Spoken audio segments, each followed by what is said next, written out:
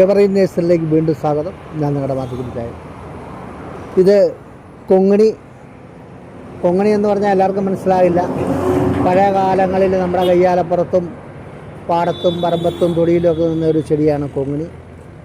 അതിൽ അന്നത്തെ കാലത്ത് 1-2 കളേഴ്സ് മാത്രമേ ഉണ്ടായിരുന്നുള്ളൂ. പക്ഷേ ഇന്നത് വികസിപ്പിച്ചെടുത്ത് ഹൈബ്രിഡ് ആക്കിയിട്ട് പല കളറിലുള്ള കൊങ്ങിണിയും വരും. ഇത് ഹാങ്ങിങ്ങിന് പല ആൾക്കാരും നമ്മുടെ അടുത്ത് വന്ന് ചോദിക്കാറുണ്ട്, കൊങ്ങിണി ഉണ്ടോ എന്ന്. ഇതിൻ്റെ റെഡ്, വൈറ്റ്, പിങ്ക് അങ്ങനെ പല കളറിലുള്ള കൊങ്ങിണിയും ഉണ്ട്.